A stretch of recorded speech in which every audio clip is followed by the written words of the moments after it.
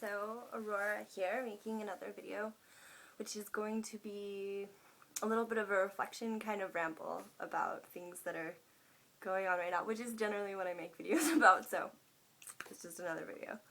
But, I guess lately what I'm going through is, what kind of winds up feeling like an inner dilemma about what I'm supposed to be doing with my life and where I want to go. And I feel I'm jumping back and forth from wanting to do different things, and I'm really interested in going to massage school, as far as I know at this point, because ultimately I want to get into some sort of method of healing, and obviously it's not about making money or earning money, but we all have to make a living, we all have to support ourselves, so it kind of winds together. And the dilemma that I'm having with that is there are so many people in massage school, and I feel like, every other person I know is in it. And also, as I'm getting into, thinking about doing it, I'm reading, so much resistance. And so that's having me kind of, step back and go, alright, so is it resistance to just getting back into school again? Or is it resistance into perhaps maybe I'm leaning towards doing massage school because it's easy and because it's, the environment I already work in is set up to support that. And I obviously need some sort of certification to become a healer. And I think bringing awareness into the body and working with the physical instead of just being so focused on the energetic or the spiritual side of my existence would be very good for me, and I know that. Being a triple Virgo Earth sign, it's important, and I find that there's a lot of dissonance, and I forget about, oh yeah, there's a body, and I have to, I am in this body, and I need to take care of this body, and understanding it from a very anatomical and physical way would really help. But then I wind up hitting these feelings, where I'm talking to other massage therapists, and there's so many, again, and I'm going, wow, I'm afraid of the, I want to say anonymity, but I don't think that's the right word. It's kind of afraid of getting lost in just a sea of, people doing the same thing.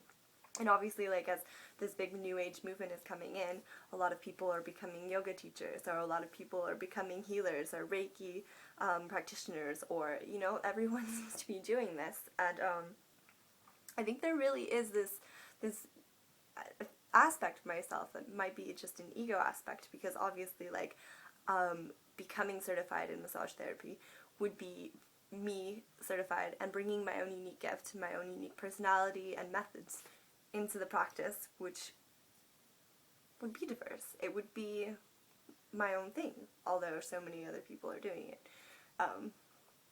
But it's just interesting to witness that conflict that happens within, where, and I had this happen before when I was I'm going to be a yoga teacher, but then I was wait a second, everybody wants to be a yoga teacher. And I guess as society goes these days, it's difficult to be operating in a very alternative belief system, and to have to be coming into adulthood and realize you need to do something, you need to be innovative, you need to be creative, and you need to figure out a way to set a foundation for yourself that is inside and also outside of the system, which I think as we progress along, obviously, it's going to become easier for people, and we're going to have new creative ways of venturing in there, but we still do. And so it's taking a lot of first I want to jump back to, okay, so getting into massage, and then I was there's medical Qigong, and then there's also kinetics, somatic therapy, movement, and getting into healing methods that way.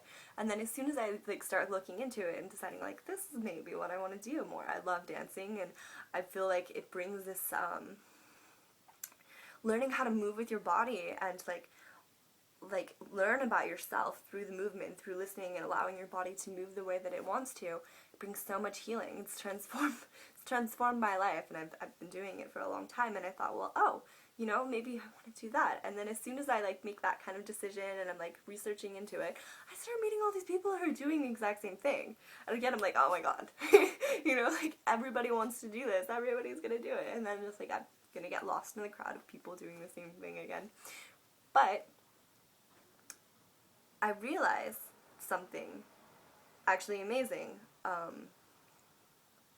as I was like trying to process like the feelings and emotions that were being triggered from this. I realized I was like, okay, well, what about the fact that we're all one? What about the fact that we are all connected? That doesn't take, then there's no separation. There really is, like, you think about it, I start thinking about kinetic, or kinesiology, or like somatic therapy, and all these people are doing it, and it's because that is something that has entered my reality structure, entered my thoughts, entered my being, and then there it is manifested, and it's like a reflection of me in my universe. The same thing for anything, like we look at synchronicities, we start thinking about certain numbers and then we see them everywhere, or we start talking about a certain idea or concept, and that's the theme of our day, because everything is like, it's like this big giant grand mirror.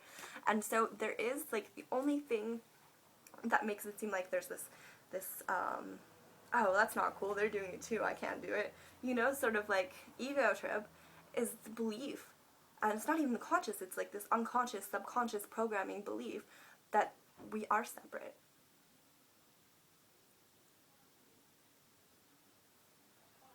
And it's a really incredible thing to be like, whoa, okay, the only reason this is affecting me in such a way is because my ego is identifying some sort of separation between me and another person, or me and every other person.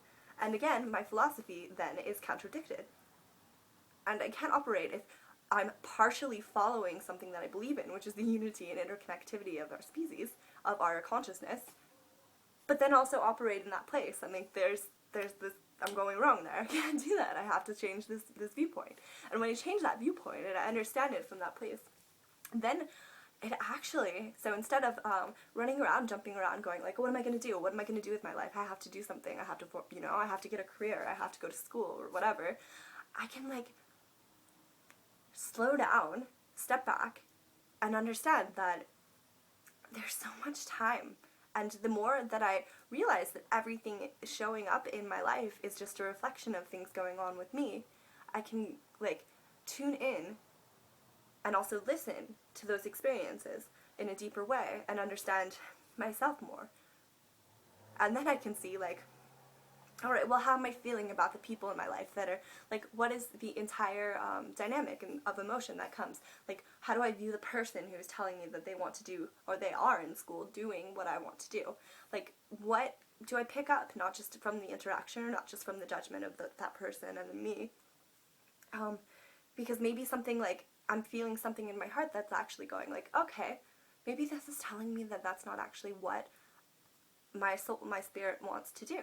Or maybe it's a reassurance, an affirmation that this is the right direction, and that whatever I'm doing or moving in, or if I'm changing my mind constantly, is irrelevant because I'm still on the right path. I'm still moving towards something that maybe I don't exactly know or understand at this moment in time, but there you go, universe, confirming that you're obviously on the right track.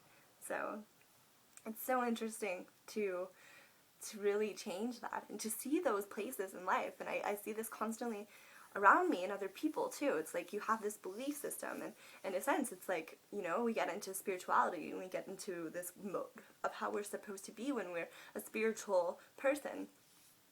But then at the same time, like, all of these actions are so contradictory and they don't actually follow what you're preaching. And I think that's why it becomes dogma, because it becomes something you've understood and intellectualized, and you can go around playing that part. But then when it comes down to the behaviors or the actions or the entirety of your consciousness and your rationalizing or decision making, and it doesn't mesh up, it doesn't add up. So I think therein is a huge conflict in a lot of things. I don't know if that makes sense, but it's like there's a disconnect.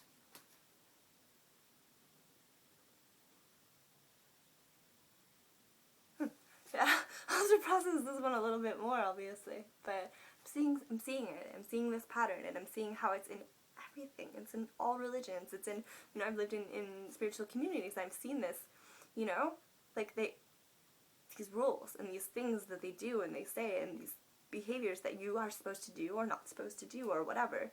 But then ultimately, like, what perhaps the teaching or whatever it is saying has nothing to do with any of that. It's just something that we make, and it's like we create this, and it's like we're trying to control our reality, and we're trying to control our understanding of reality, when in fact we're not actually doing anything to awaken ourselves or to actually embody what we really want to. So, not that it's an absolute theory or a constant in everything, but I kind of think it's interesting to look at that, to really get into observing everything that you're doing, and then everything that you believe, and seeing how well they actually can fit together. And I mean this with everything, in your relationships, in all of your interactions, in your daily habits, in whatever it is that you do in your life. And I think that in itself, that moving inward and that self-observation brings a lot to light. Things that you don't want to see and that you probably do want to see, you know? But ultimately what it does is it brings a transition and a change. And there is where that transformation can actually happen. And it's not just a superficial transformation. It's not just a different attitude or a different way of being or a different belief system. It's an actual, full-on, inward, outward change. And it's work. Constant work. It doesn't, you know, it's not a quick fix. And I don't think it ends. I don't know, maybe it ends. Nah, maybe it doesn't end, but anyway. Yeah, so I'm here still, you know, going through that process of figuring it all out and trying to find where I am and what I want to do.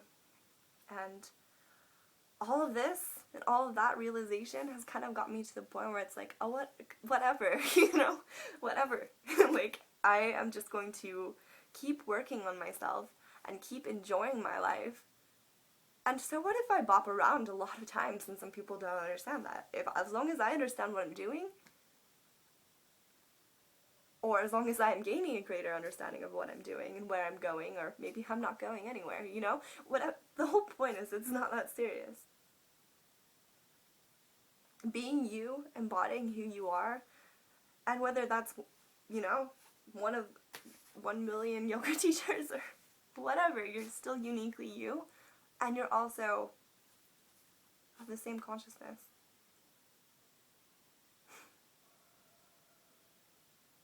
So,